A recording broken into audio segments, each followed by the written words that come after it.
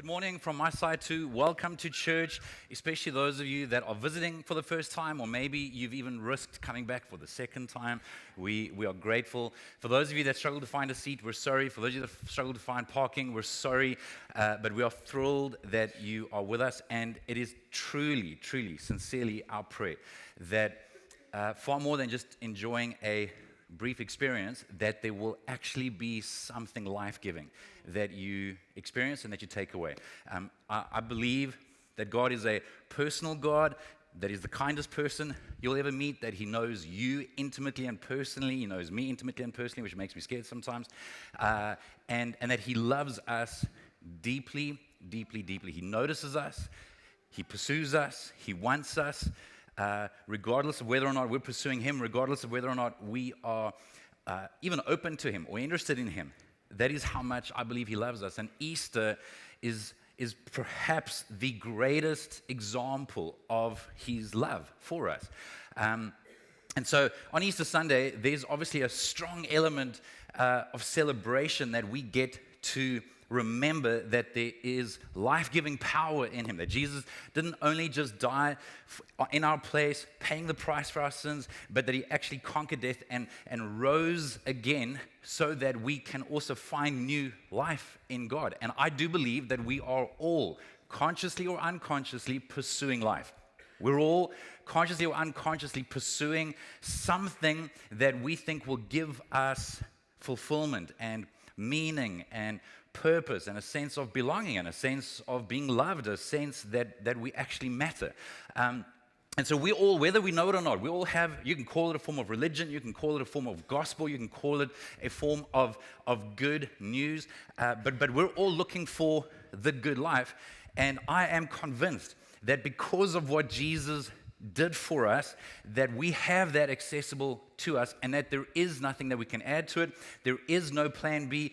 Him paying the price for us and then conquering death so that we can follow Him is what actually, I think, ultimately leads to the good life. Maybe not circumstantially, I want to be clear. I'm not telling you that following Jesus gives you everything you want. You haven't won the lotto. You don't get a genie in a bottle with a couple of wishes. No, rather, following Jesus is a process of trust and risk and frustration and mystery and disappointment, and slowly but surely discovering Him for who He is. And then I think not all people, but some people get to a place where regardless of circumstances, they're experiencing a good life. Regardless of circumstances, there's a joy. Regardless of circumstances, there's a peace. Regardless of circumstances, there's self-control when everything in you is lacking or wants to respond to a situation. But so much of that journey, Sue made reference to it, between Friday and Sunday, between Easter Friday and Easter Sunday, there is what some call Holy Saturday. There's the in-between. There's the quiet. There's the mystery. There's what I would call the confusion. I don't think we can fully appreciate just how confused and discouraged and shocked Jesus' followers and friends would have been on Easter Saturday. I don't think it's possible for us to fully appreciate just how much they thought He's not just a good man, He's actually from God, and we've seen Him do miracles, we've seen Him heal people, we've seen Him raise people from the dead, and their view was that He was going to deliver them politically, deliver them militarily, deliver them as a people from the oppression of at that stage, their Roman oppressors, and all of a sudden, wait, He's dead? Maybe you can relate to this on some level. Maybe you've followed or tried to follow Jesus, and He doesn't seem to have turned out the way you thought He would, or he doesn't seem to have shown Himself to be who you thought He would show Himself to be, and you're stuck in the Saturday of life. You're stuck in the confusion. You're stuck in the mystery, in the in-between. And I want to tell you that you're in good company. His disciples, His mother, the early followers, they all would have been stuck in what theologians call the liminal space. It's this in-between space of, wait, what? Anybody ever been there? Okay, you don't have to put your hand up. You can just nod internally if you know whether you're exploring God and what you thought was Christianity, or whether you've been on that road for many, many years and you're actually, like, you are a follower of Jesus. But if you're being honest with yourself, you're finding yourself in that liminal space, in that in-between space, in that confusing, frustrating, mystical, the pain, the ache of silence. Yeah. You're in good company. Many of you, I imagine, would be familiar on some level or another with the story of Lazarus and Jesus performing a miracle and bringing him back to life. And so I want to just try and draw a couple of parallels that I think we can learn from the story in terms of what his sisters, Mary and Martha, would have been going through, and what we go through in life, and what his early followers would have been going through. In John chapter 11, verse 1, it says, a man named Lazarus was sick. Just so you know, Jesus has, like the Bible has made it clear already that Jesus is a friend of Lazarus, Mary, Martha. He's already been in their house. In fact, I don't think the Bible actually even speaks of a friendship in quite as intimate terms as what it does of Lazarus, Mary and Martha. He lived in Bethany with his sisters, Mary and Martha. They must have gotten along pretty well, I imagine, if they were living together. This is the Mary, by the way, who later poured the expensive perfume on the Lord's feet, which is found in the next chapter, and wiped them with her hair. Her brother Lazarus was sick. So, they did what any of us would do. The two sisters sent a WhatsApp to Jesus, telling him, Lord, your dear friend, notice that word. I want you to kind of imagine yourself in the story. You are talking to Jesus. You're saying, your dear friend, the one you love, the one you care about. He is very sick. He doesn't just have man flu, like he's sick. Yeah. I think that they would have had an awareness that he was sick to the point that he might die, for them to communicate with urgency. And so I think for so many of us, there is that season in our relationship with God, or even the exploration of God, where there's a confidence. And so we enjoy a level of confidence. Enjoy it. You're allowed. But then stuff happens. In this case, Mary and Martha are confident enough to actually reach out to Jesus. They know their relationship. They're not mistaken. They're not deluded. This is true. They have a meaningful relationship with Jesus, so they reach out to him. They're confident. Surely, if we just let him know. I'm sure you've got some people, some relationships, that if you were in real need, like a need that's completely out of your control, but you're very close to certain people that you know could help you out, that if you just let them know, you'd be pretty confident that they'd be able to, like they'll come to your rescue. They'll go into debt if they have to. They'll sell something if they have to. They'll inconvenience themselves if they have to. I imagine that you would know some people, hopefully, that would care enough. Or maybe you don't, but you know that you would. If someone that you care about were to reach out to you, they're confident. If we just let him know, just send out a quick SMS. Surely, if he knows, he'll come. And if he comes, he'll heal him. Like we've seen him heal. We've seen him.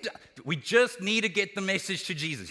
It's still on one tick. He hasn't got it yet. If we can just, okay, you know what? Let's try and get hold of Peter. Let's try and get hold of Andrew. Let's try. Okay, just message everybody. Isn't he on Find My? Yeah. Okay. Ping him. Like just get his attention. If I can just get his attention, I'm confident that he'll come, and if he comes, he will heal. This is what I would call the pre-Fridays of life, where Peter's like, Jesus, I'll die for you. No, you'll never die. No. And Jesus has said to him, no, get behind me. You're not thinking of the things of God right now. There's this confidence. In the pre-Fridays of life, we often experience this unfiltered confidence of God, which is it's beautiful, it's good. There's nothing wrong with it. But then life happens. And Thursday night happens. And Friday happens. And you're not just disappointed. You're not just distressed. Like you're devastated. Wait. Where it matters most, this isn't at all what I thought it would be. Ever gone through that in your relationship with God? Yeah. I remember a season where I felt like I lost God somewhere. It just felt so quiet. It was such a weird. It felt like a wilderness, but like eerily quiet. It was just. like it's the sound of silence. There is no absence of sound, it's just this buzz. It's like, and that was off the back of what felt like a honeymoon experience 30 years ago, where I just felt like I experienced God in the most dramatic, life-changing way, and I got connected in the most incredible community of other young people who were passionate about God. It was real, and I just felt like I was growing, and I was being encouraged, and I was being inspired, and then I went to Australia, which is maybe the problem.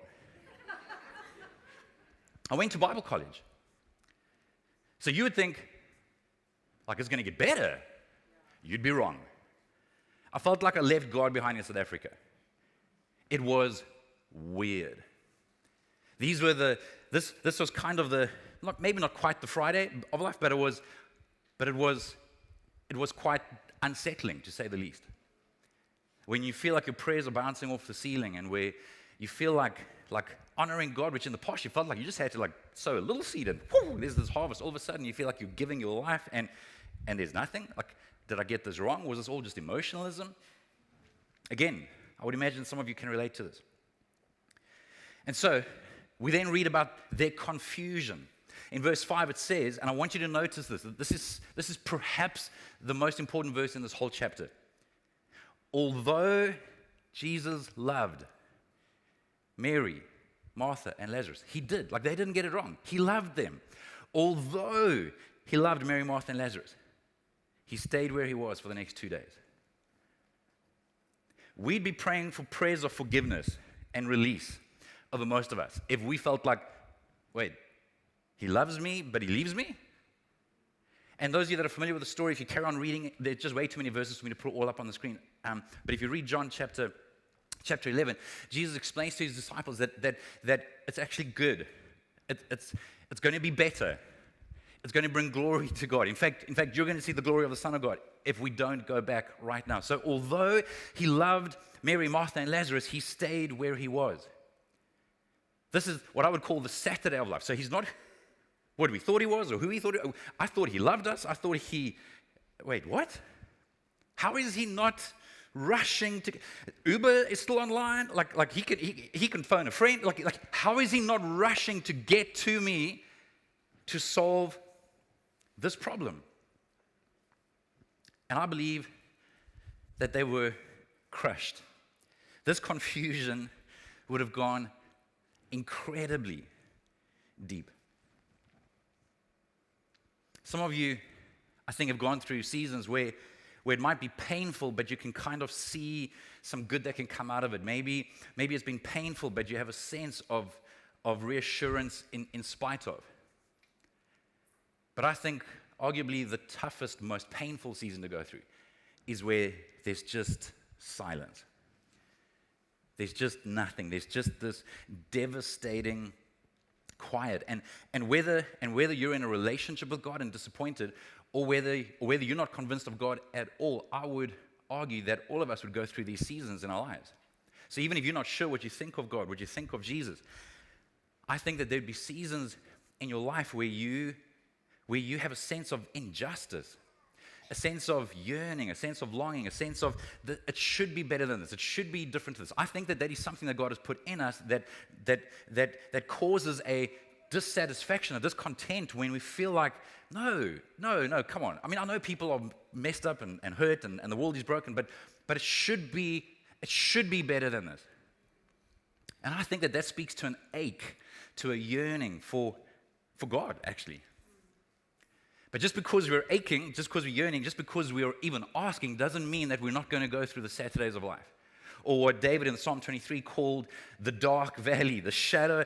Even though I walk through the valley, through the darkest valley, the NLT says, I will not be afraid. For you are close beside me. Whether I see you or not, whether I feel you or not, you are close beside. Your rod and your staff protect and comfort me.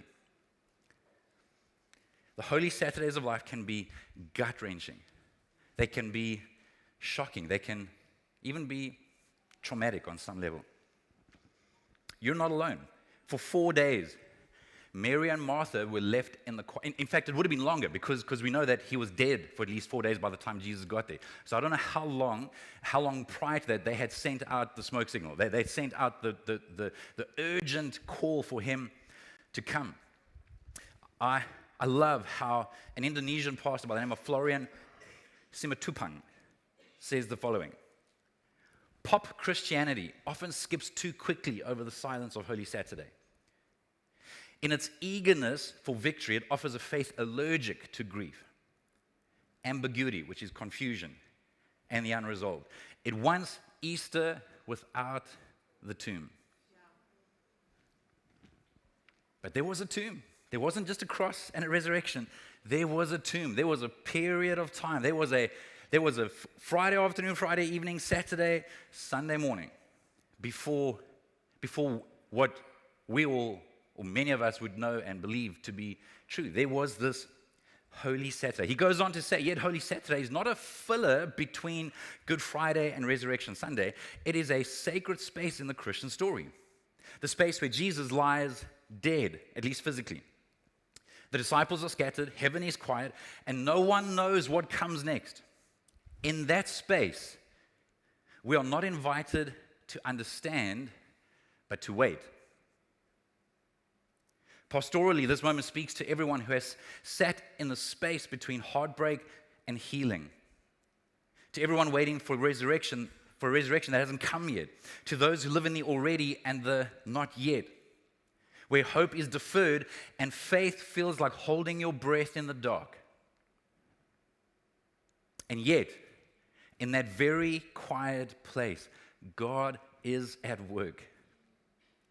Holy Saturday, he goes on to say, teaches us to resist the urge to resolve the tension too quickly, to let grief have its voice, to let silence speak, and to trust that hope grows, not in noise, but in the deep soil of surrender. Isn't that beautifully put? Yeah. Now, for those of you that are like, wow, this is depressing. Okay, how much longer? This is where the story turns, okay? Listen, I don't want to ignore the Saturdays of life, but I'm so grateful that we also get to experience the Easter Sundays of life. And so the story starts to turn. After 2 days, Jesus begins his journey back, which makes me think it was a pretty lengthy journey for him to get there. And then in verse 17, we see that when Jesus arrived at Bethany, he was told that Lazarus had already been in the grave for 4 days. Here's the fact: Lazarus is dead. Deader than dead. He wasn't just in a coma, he wasn't, but still breathing. He hadn't just fainted. No, for 4 days. I'm even assuming, and I don't know if this is right, but I'm even assuming that Jesus was quite deliberate about allowing it to be long enough that the understandable skeptics and naysayers were like, yeah, okay, it was like a few hours. You probably just couldn't find a pulse. No, I think he wanted to make sure that people could smell the smell of death. That there would be no question. The fact is that Lazarus is dead, but the truth is that Jesus was there. The life giver, the miracle worker, the way maker.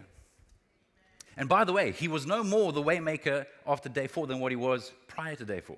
He was no more the miracle worker or the life giver after he arrived than what he was when he said, I'm not going to go yet. Yeah. He didn't change.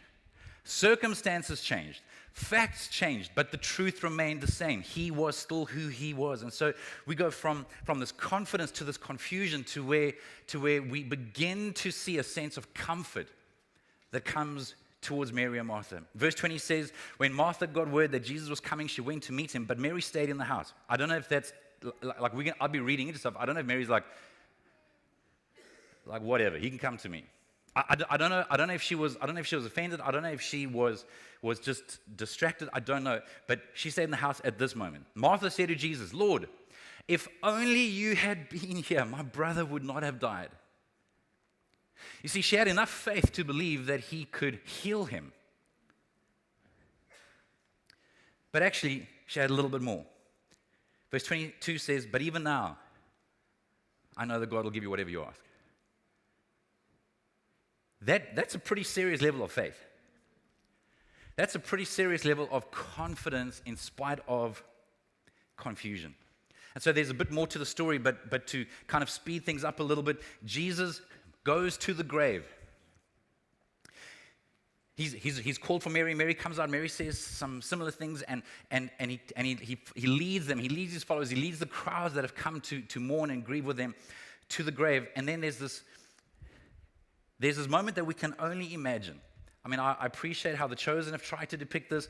I don't know if it's possible, though, to fully experience what must have been taking place when people are walking with Jesus to go and what they think is grieve at his graveside. Jesus weeps, and they assume that is because he loved him so much. And then others are like, human nature hasn't changed in 2,000 years, everybody. Some people are like, shame, he loved Lazarus so much. Others are like, well, he healed other people. Couldn't he have healed Lazarus? Hashtag disappointed. Like I don't know. People are people, no matter what. And I wish I could do a better job of building up the suspense, but you know the end of the story. Verse 43, it says, then Jesus shouted, Lazarus, come out. And the dead man came out, his hands and feet bound in grave clothes, his face wrapped in a headcloth. Jesus told them, unwrap him and let him go. In fact, one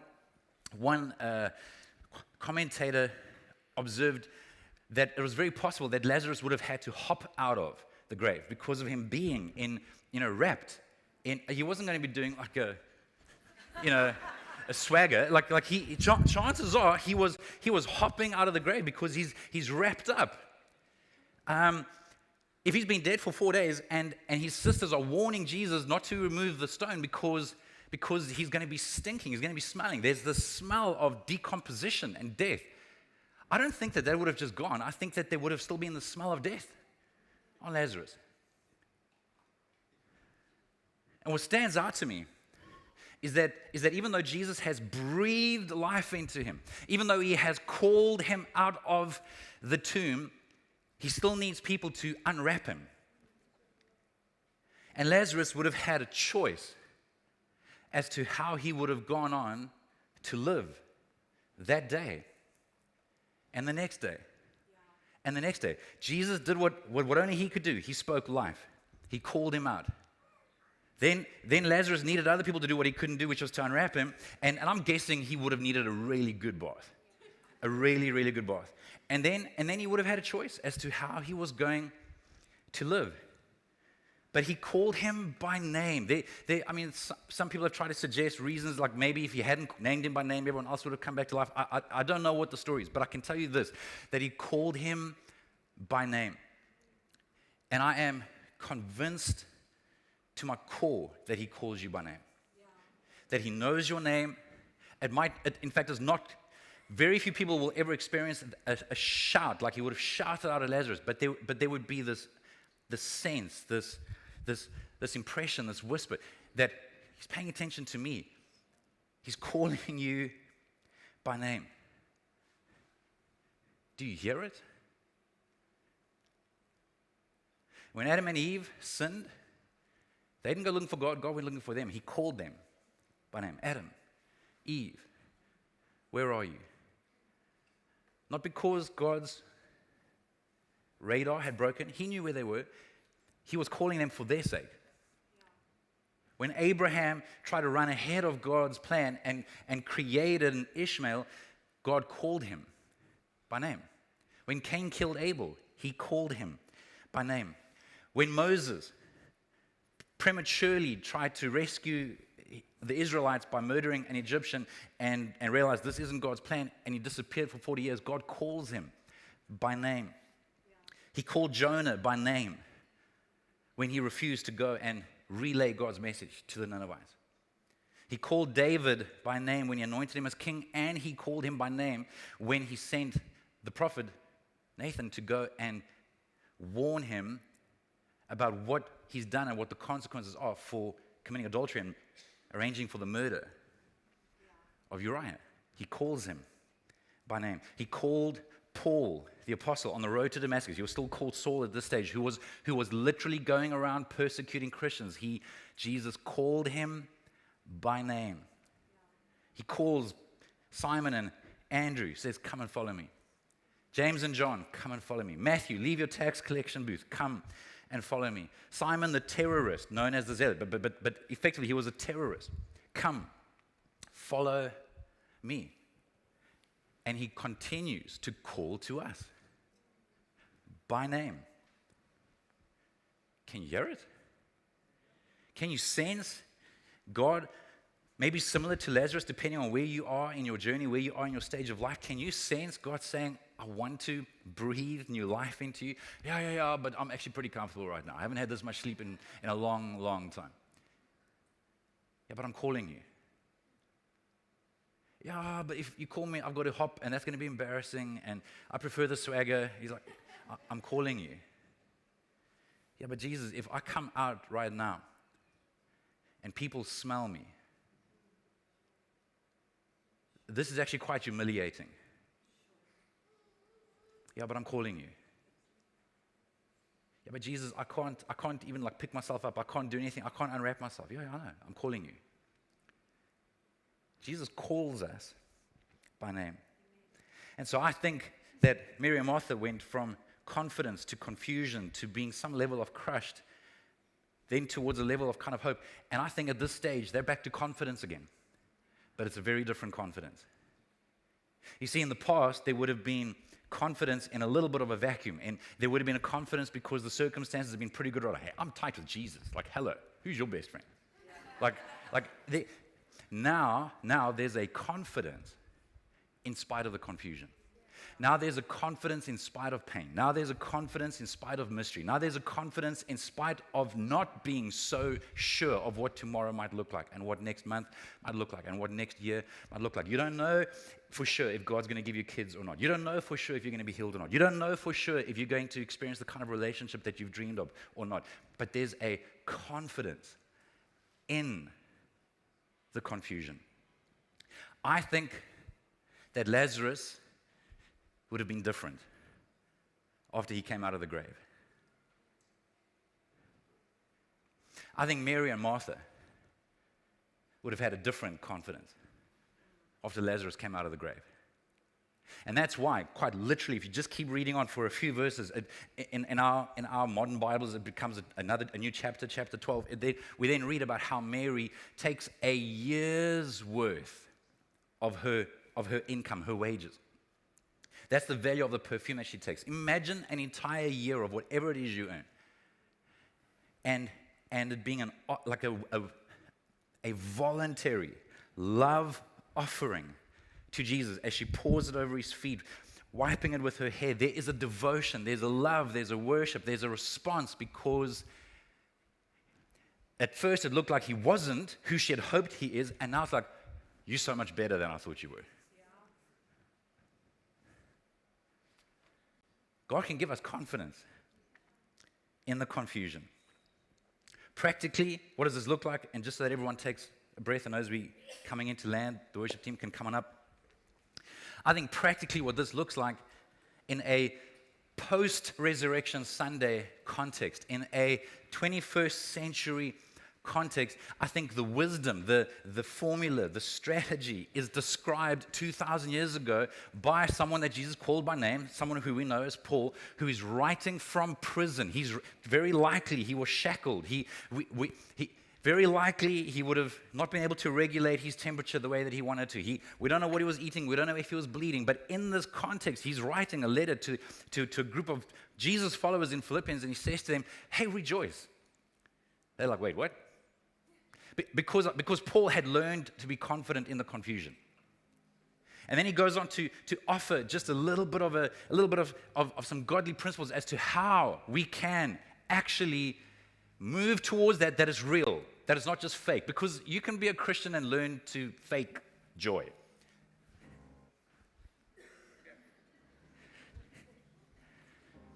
No. I mean, where those closest to you, that know you the best, can see a slow movement towards greater and greater confidence in the confusion. In chapter 4, verse 6, he says, and again, this can sound so patronizing if just reading it too quickly, but he says, don't worry about anything. Instead, pray about everything. I don't think he's not trying to diminish those things that distract us and cause us to worry, but he's saying, but here's the answer, pray. Tell God what you need. Be honest. We only meet God in the realm of honesty. We push him away when we are holding on to a facade, when we're holding on to deception, when we're holding on to some sanitized version of how we're feeling. He's not offended by your feelings. He's not offended by your anger, your rage, your confusion, your questions, your doubts. Tell God what you need. But then this is so important. Thank him for what he has done. Like, can you think of anything? Is there anything? Is there even one thing? Just anything that you can thank him for. Then you will experience God's peace, which, by the way, exceeds anything we can understand. In other words, it's not about circumstances. It's having a confidence in the confusion. His peace will guard your hearts and minds as you live in Christ Jesus. That's why we want you to come back to the series next week as we talk about what it means to live in Christ Jesus. And now, dear brothers and sisters, one final thing. Fix your thoughts on what is true, honorable, right, pure, lovely. In other words, saying you can't just be honest with God and kind of like thank him and pray. But then you keep feeding your mind on things that are toxic and that feed fear and that feed anxiety and that feed discouragement. He's like, no, be careful what you focus your mind on. Think about things that are excellent and worthy of praise. Keep putting into practice. That matters as well. It's not just we're not just heads on a stick. We are whole people. We as we follow, as we put things into practice, all you learned and received from me, everything you heard from me and saw me doing, then the God of peace will be with you. I can't promise you that you're going to have the answers to all your questions. I certainly haven't yet. I can't promise you that you'll understand the good that can come out of every painful situation. I haven't yet. I can't tell you that there will never be moments of confusion that years later you don't still have answers to, which I have experienced. I can't tell you that you won't go through it, but I can tell you that the God of peace wants to be with you. The Easter Fridays of life, the Easter Saturdays of life, I'm so grateful do land up with the Easter Sundays of life, where there is life made available to us. He conquered death. And it doesn't just end there, but then there's another lengthy period again of like relative silence for like another 50 days. And then God sends his Holy Spirit, which changed everything because it went from just a one-on-one thing with Jesus and whoever was physically in front of him to actually every follower of Jesus, everyone that opens themselves up to Jesus' forgiveness and commits to learning to follow him. You now have God's Spirit inside of you. So now you have God with you, leading, encouraging, correcting, prompting, directing, reminding. This is the good news. This is how we can live with confidence in the confusion. Do you want it? Do you hear him calling your name? Are you willing to endure some of the Fridays and Saturdays of life in the hope that maybe you'll get to see the Sundays of life? When you stand with me, please, I'd love to pray for us before we end with a song.